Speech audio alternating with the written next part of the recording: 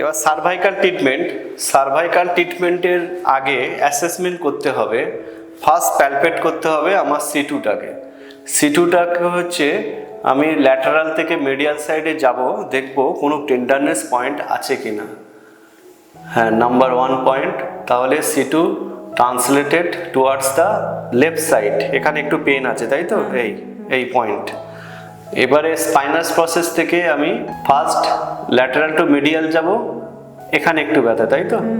তাহলে এইদিকে সিটু হচ্ছে ট্রান্সলেশন হয়েছে, শিফট করে গেছে ট্রান্সলেশন, এখানে রোটেশন হয়েছে, এটাকে ফিক্স করতে হবে। এটা হচ্ছে সিটু হয়ে গেল। C1টাকে প্যালপেট করার জন্য ঠিক এই পয়েন্ট,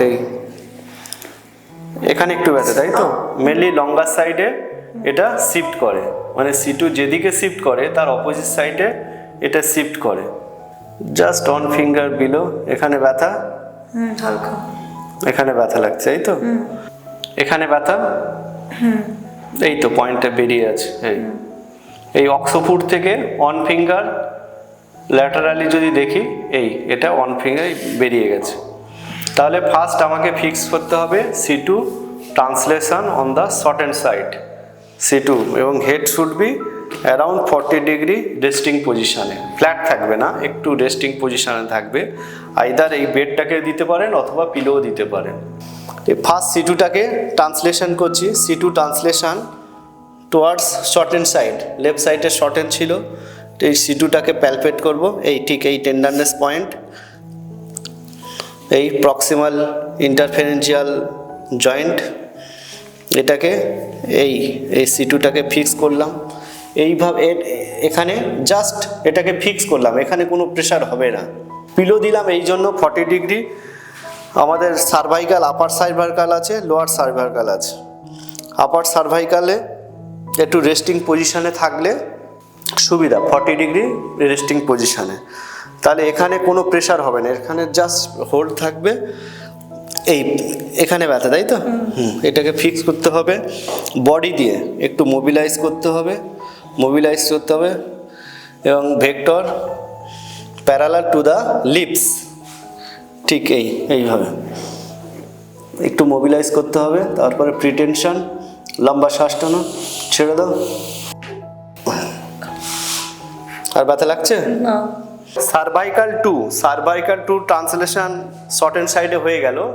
এবারে হচ্ছে রোটেশনের পজিশনটা খুব ইম্পর্টেন্ট। বেবি পজিশনে এইভাবে ফিক্স করতে হবে, নিউট্রাল পজিশন, এটা এইভাবে নয়, এটা এইভাবে ফিক্স করতে হবে। নর্মাল কাইরোপ্র্যাক্টররা কি করে, যে এইভাবে করে, দেখুন ভেক্টরটা দেখুন, এইভাবে এই ডাইরেকশন অফ মুভমেন্ট, কিন্তু অ্যামপ্লিটিউডটা অনেক বেশি, রেঞ্জটা অনেক বেশি, দেখুন অনেক মুভ করতে হচ্ছে। এখানে কি হয়, ইনজুরি হওয়ার সম্ভাবনা থাকে, যেহেতু অনেকটা মুভ করতে হচ্ছে, ইনজুরি হওয়ার চান্স থাকে। কিন্তু আমি যখন বেবি পজিশনে ধরছি তখন মুভমেন্টটা অত বেশি হচ্ছে না, শর্ট হয়ে যাচ্ছে, লো অ্যামপ্লিটিউড হয়ে যাচ্ছে। দেখুন এটাকে ফিক্স করলাম, বেবি পজিশন, এই ডাইরেকশন অফ মুভমেন্ট একদম প্যারালাল থাকবে। Little side bending, traction, rotation, লম্বা শ্বাস, রিল্যাক্স, ট্রাস্ট। এরপরে যদি আমি C3, C4 কিংবা C5, C6 যদি কিছু থাকে সেটা করব। এবারে যেটা মোস্ট ইম্পর্টেন্ট সেটা হচ্ছে C1টাকে করছি। C1টা হচ্ছে লঙ্গার সাইডে যাবে, ঠিক এখানে দেখুন, এইখানে ব্যথা তাই তো। এবার এই পজিশন, এটাও বেবি পজিশন, এটা স্কুপ টেকনিক, একটু বিলো স্কিনটা নিচ থেকে উপরে আসবে, একটু little side bending, little traction, ট্রাস্টটা হবে টুয়ার্ডস অপোজিট আই। এবার ডায়াগোনাল টেকনিক, C1-এর এই পয়েন্টে ব্যথা তাই তো, এই অক্সিপুট এখানে, এটাকে হোল্ড করতে হবে, just side bending, traction, diagonal, vector হচ্ছে অপোজিট ইয়ার, লম্বা শ্বাসটা ছেড়ে দিন। আর লাগছে ব্যথা? আর কোনো ব্রেন ডিসকমফোর্ট? এই C1টা অ্যাডজাস্টমেন্ট করলে কারোর যদি ভাটাইগো থাকে, হেডেক থাকে, সেটা কিন্তু কমে যায়। সার্ভাইকাল 1টা হচ্ছে খুব important. The Cairo Rehab. Live a pain-free life.